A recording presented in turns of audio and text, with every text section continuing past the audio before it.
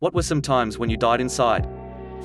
Walked halfway across campus before a random dude let me know that I had a string of toilet paper hanging out of the back of my pants. There was poop. Just heal me. I always wonder how this happens. Please describe your wiping methods in detail. I'll be waiting patiently. Edit, my inbox is now a literal shithole. Being 45 minutes into a 1-hour drive to a meeting to realize you left the main reason for the meeting at home. Man, I felt this. I drove nearly 1 hour through the rush hour traffic just to realize at my destination that I now have to do it all again. Skeptical smiley face. Yeah, let's waste 3 hours. I was on a school trip to a preschool and I had bad gas. I was chilling on the floor and this little girl jumped on my stomach and I ripped her so ducking hard. I'm sorry, but that's hilarious. I crochet and my old boss at work asked me for a scarf. He requested lilac, which I thought was odd. He was super insistent and even sent me a color chart pointing out the exact shade he wanted. I bought the yarn and made him a scarf, but then ran into him and mentioned the scarf again and he started cracking up saying he was joking. Definitely embarrassing, but I'm glad I didn't actually bring it with me and give him the scarf only to find out he was being an AZ hole. I wound up giving it to another coworker who was watching the whole thing play out and she was super appreciative. God, what a massive big dig. Haha, yes, what a funny joke. I definitely love spending literal hours making things you don't actually want. That time I left school while chatting to friends and spotted my mum's car. Got in said car and uttered the usual "thanks for picking me up, mum," only to realize that it was not in fact my mum's car, but a complete stranger and their family. Were they good sports about it at least? I kinda sat there for a minute staring while my brain came to the decision that yes, this is indeed the wrong car, perhaps I should get out? The dad just said wrong car and I left and pretended that nobody saw my horrifying mistake. My girlfriend decided she liked my best friend more. Broke up with me. Tried to get with him but he friend-zoned her right off the bat. It was sad for a long time but now I think it's hilarious. Your best friend is a bro. I was supposed to fill in for the coach of my son's soccer team this weekend. But plans changed. This morning I told my son I wouldn't be coaching his team on Saturday. He said, "Good." Dead inside. Maybe he is just shy? Anything but. He's 13 and parents are embarrassing. Was on a TV quiz show and totally ducked up. Died inside when it was aired. 6th grade all-day field trip to SeaWorld Orlando. Surprise period through my white shorts. All the moms who wanted to help only had tampons. I was 11 and had no idea how to use them. There ensued an embarrassing crash course. I was devastated until random dad saved the day by giving me his windbreaker to tie around my waist and told me to go have fun. Thanks random field trip dad. You saved the day. What a great story of human kindness. Not all heroes wear capes. Windbreakers are twice as useful.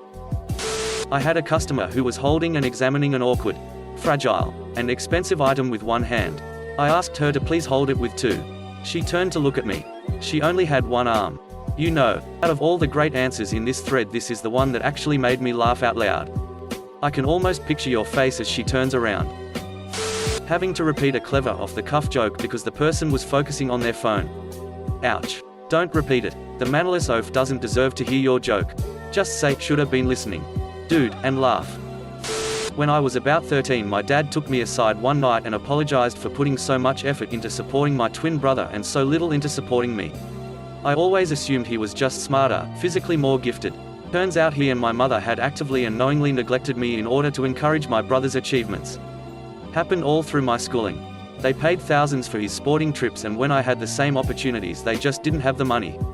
Still heals me inside now. Edit, wow. Thanks for all the support Reddit. I am doing well now and it really only made me a more resilient person. Was a big oof when it happened but it made me who I am. Surprising how many twins are in the exact same situation. Edit 2, for those asking. There was no real reason given in the explanation from dad and nothing really changed after. At 13 it was the norm and even now it's pretty standard. I still love my dad and my brother. Dad gave me more than most have and he did it as a single parent so I don't hold it against him. When you're having a conversation with your friends and you keep getting talked over like you never said anything and by the time someone does acknowledge you the subject has changed so they all give you a weird look for being so behind and it keeps happening and you realize that these people aren't really your friends, you're just kind of there. When I realized I lost my passion for writing and playing music and quit my bands. They both had success after I left. That was about 10 years ago. Trying to get my groove back now. Edit, no, I don't think I'm gonna tell you about them. But if you follow post-rock experimental music you may have heard of them. Successful as in the music is getting heard by a lot of people and they're touring.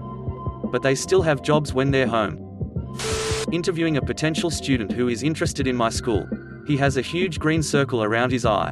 Wow, quite a black eye. What did you do? I was born like this. I went to an interview once where one of the two people interviewing me asked if I knew French. I said I knew core French, so they decided to conduct the interview completely in French. I can understand when someone speaks French to me. I can read and write fluently in French. But I can't for the life of me speak French. It was so bad that one of the interviewers got up and left halfway through and didn't come back. Needless to say, I didn't get the job. Edit, I was drenched in sweat by the end of it. Never forget Edit, I'm not trying to criticize or hate on French people. It was just a sweaty situation I slipped myself into that forever changed me. I have become one with Cringe. Once created a painting for a friend. Hung it up on the door to my apartment as a surprise. It was easily bypassed. He asked, "What's with people around here? You let people put shitty vacation ads on your door?" Never again. Asterisk for those asking. I live in West Virginia. It was a painting of one of our favorite spots we would seek when hiking. Asterisk, this happened in Morgantown and it's called Blue Hole. Not really sure of the actual name of the river. He showed me the place. Lots of people go swimming there. But he knew a secret spot was a view from the exit of the trees of our favorite area. Honestly, a lot of people had things like that in Morgantown and around the state. Which is why I think he easily overlooked it. Asterisk, I did not tell him at that time. I was so embarrassed, I was glad he didn't figure it out. Eventually I did tell him when we were drumke, yay liquid courage, and I could see everything click in his head. He was sorry, but we've gotten past it. Edit for spelling and context. Introducing myself to my mum every time I visit her and explaining to her that I'm her son. Every single time. At a company event. As we left, my colleagues were nowhere to be found as I walked outside. So I waited there. Turns out they were taking a group photo without me. Last year a work friend of mine died. After his funeral, a large group of us went to pub to have a few drinks in remembrance of him. Someone suggested to get a group photo of everyone there. I was asked to take the photo. It probably shouldn't have bothered me as much as it did. But it did. One night after going to a concert with one of my friends and I dropped him off at his house. As he was getting out of the car, he started looking for something. When I asked him what he was looking for, he said, "I think I lost my weeder." He had about a half an eighth left in a baggie and gave up after looking around a bit, concluding he lost it at the show. Cut to 10 minutes later, and I, on the way home, got pulled over for not coming to a full stop at a stop sign. As the cop approached the car, the thought of my friend's lost bag crossed my mind. The cop went through the usual routine, asked for my license and registration. Asked where I'd been that evening. Have I had anything to drink? Is there anything in the car he needed to know about? I answered everything flawlessly. But then as he's standing there, I see something catch his eye as he's looking in. And he shined a flashlight inside on it. And asked, "What's that?" I died inside when I looked over and saw, perfectly framed in the spotlight, my friend's bag of weeder on the passenger side floor. How he didn't find it while looking around, I'll never understand. Somehow, I was able to articulate my case that it wasn't my weeder but my dumb as friends well enough that he took pity on me and just confiscated it and let me off with a warning for that, plus a $70 ticket for the stop sign. I received a set of boxes in the mail with no return address on a Monday morning. When I opened the boxes, I started noticing stuff that is my mum's, her handwriting on notes. This seems to be some sort of care package from my mum. Was in college at the time. As I opened more, there were all these documents. I was confused. Then I found the note. My mum committed suicide but planned it all out. She sent me a list of things to take care of now that she's gone. Now I hate getting packages. When my mother told me on my wedding day not to lose this man because no one could ever love me. Same day telling me in my wedding dress not to gain any more weight because if I have a baby I'd basically be fat forever. When I was 14 and super sick one summer I couldn't eat. Was down below 100 pounds. My mum told me I should go put a bikini on so she could take photos because I'd never be that skinny again. I had just fainted a couple hours earlier because I hadn't been able to eat. She just oozed all her own insecurities all over me my whole life. My husband and I have been married almost 16 years. He has spent our entire marriage undoing all of the damage she has done. He's a saint.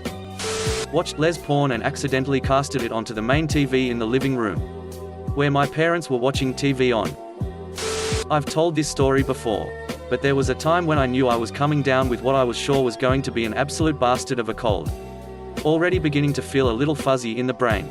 I decided to make myself some chicken soup in advance to get me through the worst of it. I chopped some carrots, chopped some onions, threw in a chicken carcass, and over the course of about 4 hours made the most gomez stock you could imagine. Then my dumbass poured it through a colander directly into the sink. It took me a good 30 seconds before I realized what I'd done. Then I just sat on the kitchen floor for about 10 minutes, gazing at the opposite wall and wishing real life had a Control-Z function. When I was 17, depressed and was seriously considering ending my life, I wanted to know how my mother had died. She died when I was 2, so I never knew her. Before I decided on killing myself, I wanted to know how she had passed away.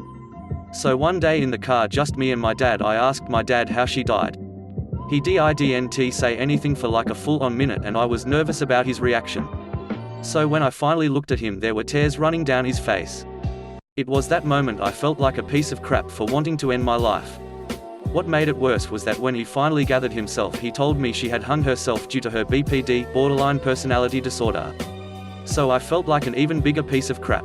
So just seeing how 15 years after she died, that was how he reacted when asked how she died, I knew I couldn't make him feel that way again. So I wasn't living for myself, but to stop him from going through that again. Wow, did not expect this to blow up. Thank you all for the kind messages and responses. Yay, I'm doing good now. Me and my dad have had many rough patches, but all sort through it in the end. Family is a strong bond, and I'm thankful I worked my way through my depression. Was 7 years ago when this all happened. Also thanks for the shines. Never had any before, haha. Edit 2, for those asking how I got through it, I had to distract myself. I didn't have many friends, just people who didn't mind my presence, but I would often isolate myself due to social anxiety. So I played video games, listened to music and watched anime. Specifically slice of life anime that really help you appreciate life. Once I got a job, I started to heal as I was interacting with people who didn't know me from high school. I still had bouts of depression, but having a goal to work towards, whether it be through gaming or my job, really helped. Sometimes living for other people is what it takes to survive through a suicidal period. Sometimes just living for yourself isn't enough. I'm glad you're still here. Edit, wow, I didn't expect half the responses I've gotten on here. You guys are amazing. I want to hug each and every one of you and tell you that it'll be okay. The sun will come up again tomorrow, and there will be something else worth living for. I love you all. My inbox is always open if you need a friendly stranger, or just a shoulder to cry on. At 16 years old, I decided to live for my sister. 8 years later, I needed to live for my son. 9 years on, and now there are so many people in my life to live for, including myself.